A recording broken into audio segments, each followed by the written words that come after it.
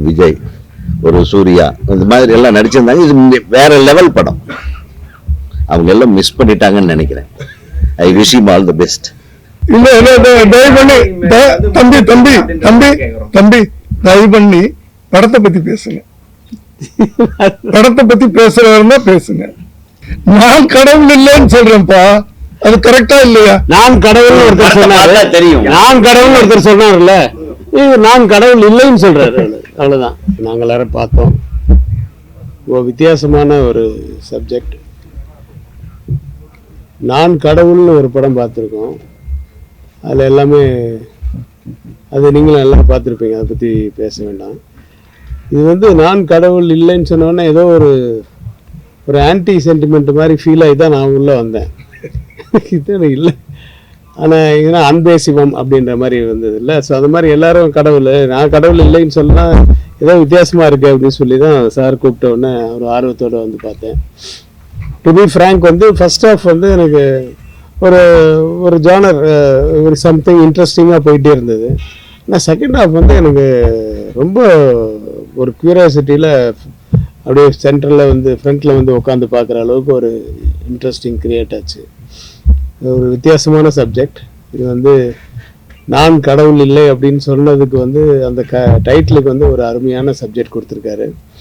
இன்றைக்கி இருக்கிற அந்த லேட்டஸ்ட்டு டெக்னாலஜி, இதெல்லாம் டெக்னாலஜிக்கு அப்டேட் ஆகி ஒரு படம் பண்ணியிருக்காரு. சார் எவ்வளோ படங்கள் பண்ணிட்டாரு, இருந்தாலும் அப்டேட் பண்ணிகிட்டே இருக்காரு தானே.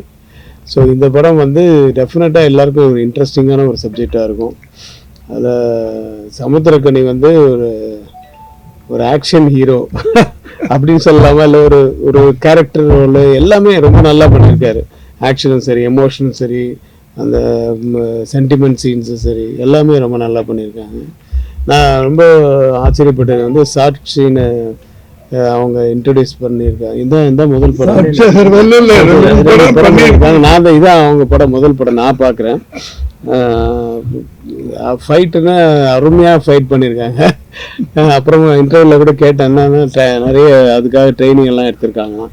ஸோ அவர் சரவணன் யாருமே எதிர்பார்க்காத அளவுக்கு ஒரு டெரர் வில்லனாக இருக்கார். ஸோ அது மாதிரி நிறைய கேரக்டர்ஸ் பண்ணியிருக்காங்க. ஒருத்தர் பேர் எனக்கு சில பேர்லாம் தெரியல, பட் ரொம்ப பொதுவாக இது ஒரு எல்லாமே இருக்கிற ஒரு subject. That is sentiment, action, emotions, drama. அந்த எமோஷன்ஸ் எல்லாம் ரொம்ப கேரி ஓவர் ஆகிருக்கு. நான் எதிர்பார்க்கல சார்கிட்ட இப்படி ஒரு இன்ட்ரெஸ்டிங்கான ஒரு சப்ஜெக்ட் வரும் அப்படின்னு சொல்லி. So all the best the whole team. Sir இன்னும் மேலும் மேலும் நிறைய படங்கள் பண்ணணும். All the best. அடுத்து ஒரு பேச வாங்க. Thanks sir.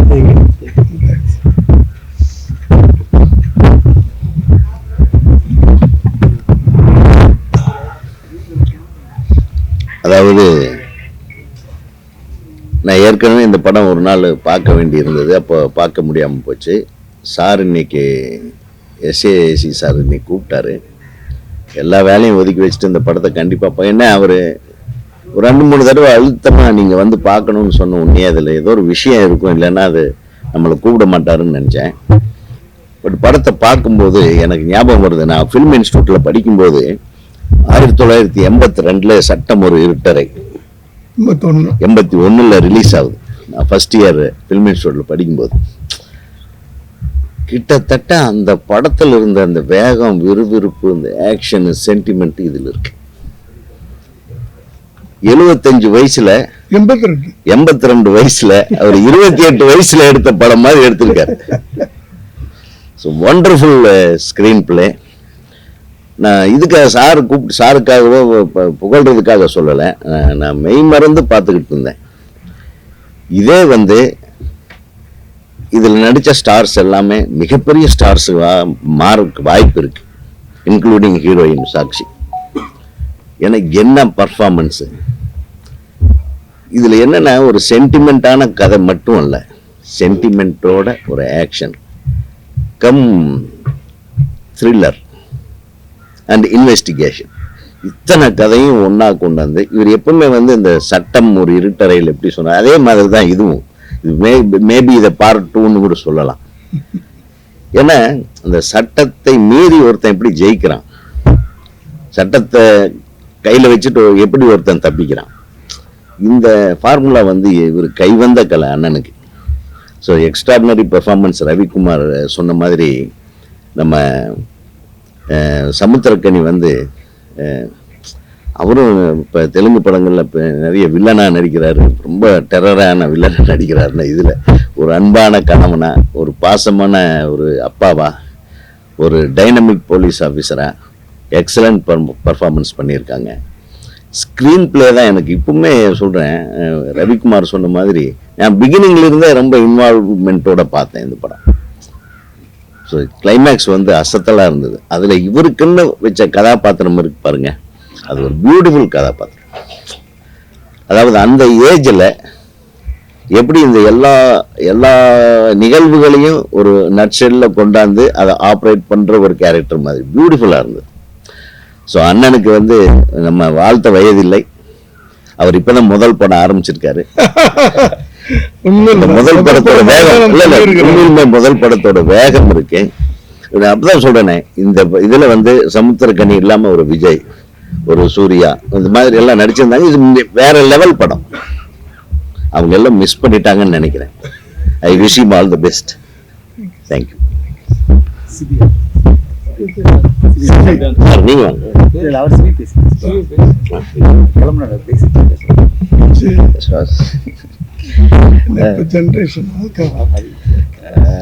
SAC சார் வந்து அவர் ஸ்டைலில் ஒரு படம் பண்ணியிருக்கேன், நீங்கள் பார்க்கணும்னு சொல்லி கூப்பிட்டுருந்தாரு சார்.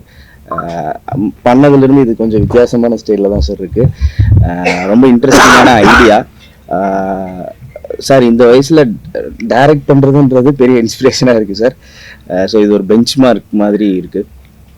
சமுத்திரக்கனி என்ன ரொம்ப நல்லா பண்ணியிருக்காரு. அண்டு படத்தில் நடித்த எல்லாருமே ரொம்ப சூப்பராக பண்ணியிருக்காங்க. படத்தை பற்றி கமெண்ட் பண்ணுற அளவுக்கு வயசோ அனுபவமோ நமக்கு இல்லை. So congrats to the entire team. Thank you.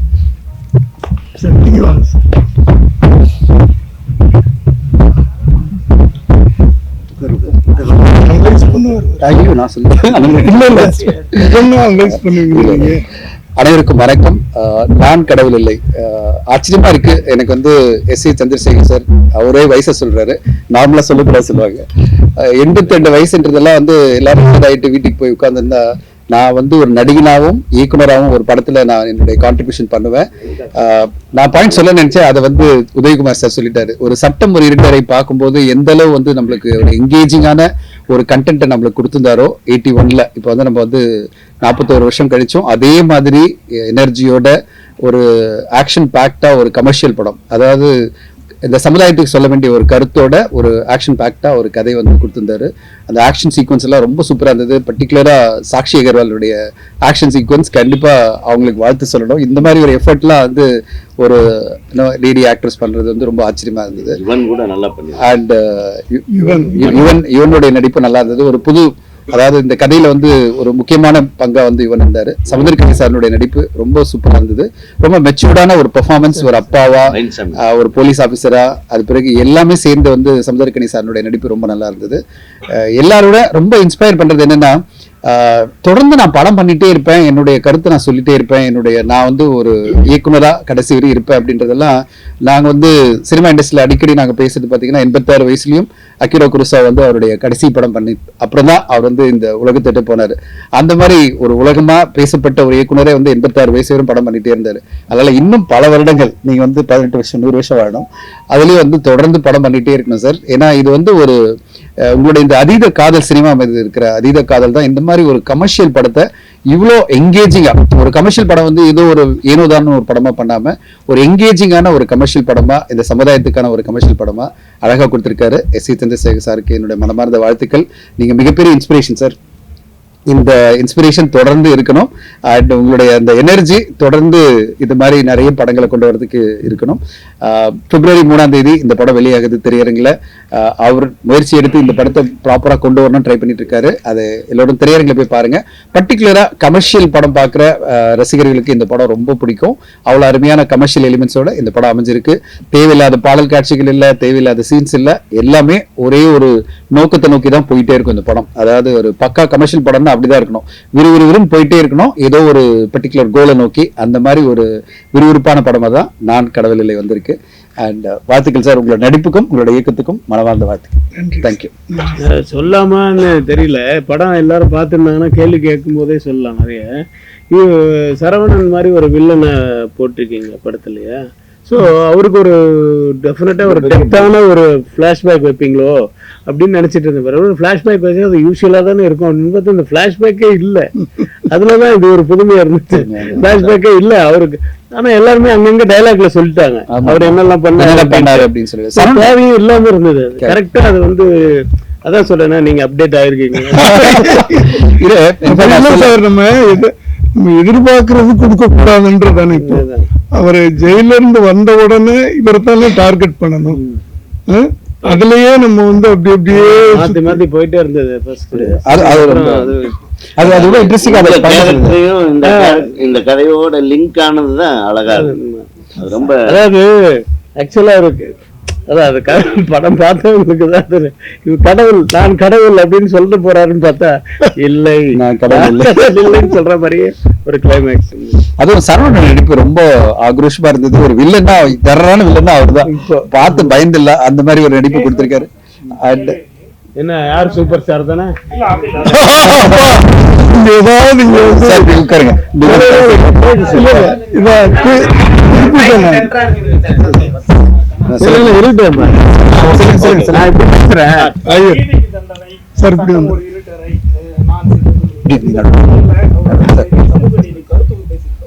இந்த படத்துல எது மாதிரியான சமூக நீதி பேசியிருக்காரு?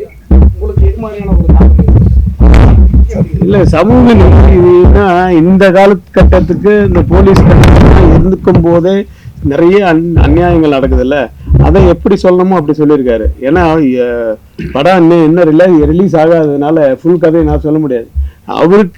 அவர் வேணா சொல்லலாம், எந்த அளவுக்கு சொல்லலாம்னு அவருக்கு தெரியும். ஸோ அது வந்து கரெக்டா பண்ணிருக்காரு. திராவிட கருத்துக்களோட ஒன்றிணைஞ்சவர். இதுல ஏதாவது அந்த மாதிரி கருத்துக்கள் அப்படியா சார்? நான் அந்த கண்ணோட்டத்தோட நான் பார்க்கல. திராவிட கண்ணோட்டம்ன்றது எனக்கு தெரிஞ்சு நான் மின்சார கண்ணால கடவுள் இல்லைன்றது திராவிட. நான் கடவுள் வேற ஒருத்தர் இருக்கா அப்படின்ற மாதிரி தான் அர்த்தம் ஆகுது. அப்படிதானே சார்? அதேதான் நான் அப்படிதான் புரிஞ்சுக்கிறேன். திராவிட கருத்தோட ஒப்பிட்டு பேசுற மாதிரி தானே சார் இருக்கு. கடவுள் இல்லை என்றதும் நான் கடவுள் இல்லை என்றதும் ரெண்டுமே இல்ல. நீங்க என்ன கேக்குறீங்களா?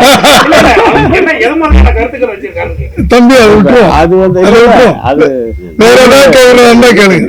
என்ன மோஸ்ட் ஆஃப் தி பீப்புள் பிடிக்கிற மாதிரி ஒரு கருத்து தான். வேற ஏதாவது சினிமா ஒருத்தர் உதவி பண்ண அவர் நம்மளுக்கு கடவுள் மாதிரி உதவி பண்ணாருன்னு சொல்றாங்க இல்லையா? அதான் மேட்டர் எடுத்துக்காரு. அது நான் கடவுள், அதுதான் நான் கடவுள் இல்லை அப்படின்றது வந்து கடவுள் இருக்காரு, ஆனா நான் கடவுள் இல்லை அப்படின்னு அவர் சொல்லியிருக்காரு. படம் பார்த்தா புரியும். படம் பாத்துறீங்க 3ஆம் தேதி. ஆனா கடவுள் இருக்காரு அப்படின்னு உங்களுக்கே தெரியும். என்ன கருத்து? எல்லாருக்கும் இன்னும் இருக்குல்ல. படம் ட்ரைலர்ல நாங்க பார்த்தோம். ஸ்டார்டிங்ல வந்து விஜய் சாரை காமிக்கிறீங்க, அந்த சிம்பிள் ஸ்டார்ஸ் இதுன்னு சொல்லி. விஜய் மட்டும் காட்டலாமா? ஸ்டார்ல முடியும். அதாவது நான் அறிமுகப்படுத்தினவங்களை எல்லாம் காட்டிட்டு கடைசியில நான் அறிமுகப்படுத்தின ஒரு ஹீரோ வருது. அடுத்தது என்னுடைய பேனருக்கு என் சன்னை வச்சுக்கிட்டேன். அவ்வளவுதான். கடைசியில சூப்பர் ஸ்டாரை காமிக்கிறீங்க. அந்த ட்ரைலர்லயே சூப்பர் ஸ்டார் ஒரு டைலாக் பேசுற மாதிரி ஒரு இது இருக்குது. நீங்க எடுத்த படத்துலயே இப்ப என்ன உங்களுக்கு ஒரு படத்தை பத்தி கேள்வி கேளுங்க. இல்ல இந்த படத்துல வரதுனால நாங்க கேக்குறோம். இல்ல அதான் இது அதுக்கு அதுல என்ன கேள்வி ஏன் அது மாதிரி எல்லாம் வச்சுக்கன்னு கேக்குறீங்களா? இல்ல இப்போ அந்த இஷ்யூ போயிட்டு இருக்கு. நீங்க சொன்ன மாதிரி சூப்பர் ஸ்டார் யாருன்ற இஷ்யூ போயிட்டு இருக்கு. இதுல காமிக்கும் பொழுது தம்பி தயவு பண்ணி படத்தை பத்தி பேசுங்க. படத்தை பத்தி பேசுறவங்க பேசுங்க. கேள்வி கேட்கறாங்க. கேள்வி எல்லாம் முடிஞ்சு போச்சுமா. அந்த விஷயம் எல்லாம் முடிஞ்சு போச்சு. நீங்க தேவையில்லாத சில கேள்வி எல்லாம் கேட்டு இந்த படத்துக்கு அதுக்கு சம்பந்தம் இல்லை. பேனர்ல என்னுடைய பேனர் ஸ்டார் மேக்கர்ஸ் எத்தனையோ ஸ்டார்களை உருவாக்கி இருக்கிறேன். அதுல என்னுடைய ஸ்டார் போட்டிருக்கேன். அது பேனர்ல. அதுக்கும் கதைக்கும் படத்துக்கும் சம்பந்தமே இல்லை. ட்ரைலர்ல ரஜினிகாந்த் போட்டிருக்கேன். அது நான் பண்ண படம். நான் சிகப்பு மனிதன் ஒரு படம் பண்ணேன். அதுல அவர் பேசுன டயலாக ட்ரைலர்ல போட்டிருக்கேன். இதுக்கு அதுக்கு ஏன் முடிச்சு போடுறீங்க? இல்ல அந்த படத்துல வந்து நீங்க எடுத்த படத்திலேயே இந்த படத்தும் கனெக்ட் ஆகுற மாதிரி இருக்கு. அதுலயும் அதே மாதிரி தான் நேரடியாக வந்து திரும்ப அதே அது கரெக்ட்டுமா, நீங்க சொல்ற கரெக்ட். சம்பந்தம் இருக்கு, அந்த படத்துக்கும் எதுக்கும் சம்பந்தம் இருக்கு. நான் சிவப்பு மனிதனுக்கு எதுக்கும் சம்பந்தம் இருக்கு, நான் ஒத்துக்கிறேன். இப்ப பாத்தீங்கன்னா நம்ம நம்ம ஊர்ல எல்லா இடங்கள்லயும் பாத்தீங்கன்னா கடவுள்னு சிலை இருக்குது. ஆனா நீங்க குறிப்பிட்டு கடவுள் இல்லைன்னு சொல்லிருக்கீங்க. அப்போ கடவுள் இல்லைன்னு சொல்லி நான் கடவுள் இல்லைன்னு சொல்லியிருக்காரு.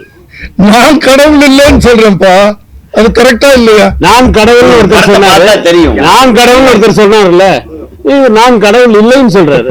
அவ்வளவுதான், படத்தை பார்த்தா தெரிஞ்சு. இல்லைங்க, நீங்க நான் கடவுள் இல்லைன்னு சொல்றாருல, நான் என்ன சொல்ல வரேன்னா இந்த டைட்டில் அது வந்து இவரை வந்து சொல்றாங்க நீங்க கடவுளா அப்படின்னு கேட்கும்போது நான் கடவுள் இல்ல, வேற ஒருத்தர் கடவுளா இருக்காரு அப்படின்னு சொல்றாங்க. அவ்வளவுதானே தவிர இது கடவுள்ன்ற டிபேட்டுக்கே இல்ல. ரியாலிட்டி எல்லாருக்குமே தெரியுமா சார், கடவுள்ன்றவரு நேரடியா வர மாட்டாரு அப்படி இல்ல. இந்த சப்ஜெக்ட் வந்து அப்படி ஒருத்தர் கடவுள்ன்ற வந்து ஒருத்தர் வந்து ஹெல்ப் பண்ணா நல்லா இருக்காதா, எல்லாம் ரியாலிட்டி தானே சொல்லி ஆகணும். அதுதான் அது எல்லாரும் கடவுள் இல்லைன்ற டிபேட்டுக்கெல்லாம் இந்த கதை போல. இது பக்கா கமர்ஷியல் படம், பக்கா கமர்ஷியல் படம். இதுல வந்து அன்னெசரி கான்ட்ரோவர்சி இல்ல. நீங்க கடவுள் இல்ல, எந்த கடவுளை தான் நீங்க ஏத்துக்கிறீங்க?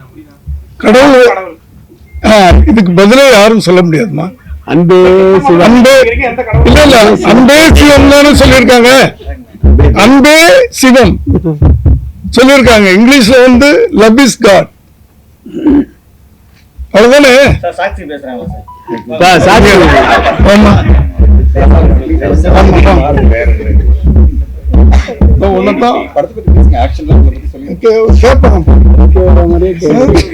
அரசியலுக்கு எப்போ வரப்பாருங்கன்னு கேட்பாங்க. Who is the superstar? Who is the superstar at present? You're going to ask that. Oh my God. Oh my God. Oh my God is the superstar.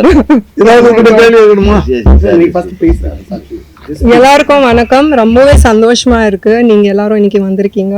And sir, everybody is here. Extremely blessed and very happy to be a part of Naan Kadavul Illai.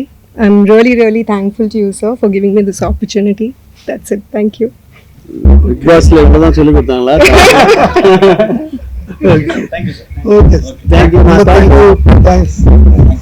அன்பிற்குரிய பத்திரிகை நண்பர்களுக்கு S A Chandrasekhar அவர்களை பொறுத்த வரைக்கும் இது வந்து ஒரு பொன்விழா ஆண்டு. 50 ஆண்டுகளுக்கு மேலாக இந்த திரைப்பயணத்தில் ஈடுபட்டிருக்கவர். ஒரு வித்தியாசமான ஒரு கதை கருவோட இந்த முறை உங்களை சந்திக்க வந்திருக்காரு. அவரை பொறுத்த வரைக்கும் பல ஜானர்களில் படம் பண்ணவர். ஒரு ஜானரோட தன்னை நிறுத்திட்டு இதில் ஒரு பக்கம் கிரைம், ஒரு பக்கம் சட்டம், ஒரு பக்கம் காதல், இப்படி பல படங்களை பல கதை கருவுகளை அடிப்படையாக கொண்டு படங்கள் உருவாக்கியவர். அவரை பொறுத்த வரைக்கும் நான் அவரை பார்த்து வைக்கிற விஷயம் என்னென்னா,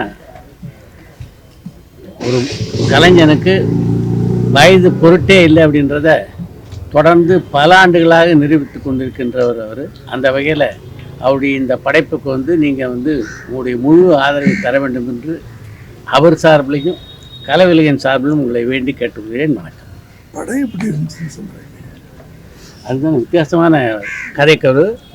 அதை கையாடுறதுல வந்து அவருக்கு இருந்த அந்த அனுபவம் இருக்குல்ல, அது வந்து படத்தில் பழிச்சிடுகிறது. குறிப்பாக சமுத்திரக்கனி இது போன்ற பாத்திரங்களை ஏற்றடிக்கிறதுல இப்போ வந்து வல்லவராக இருக்கார். இந்த படத்துலையும் மழை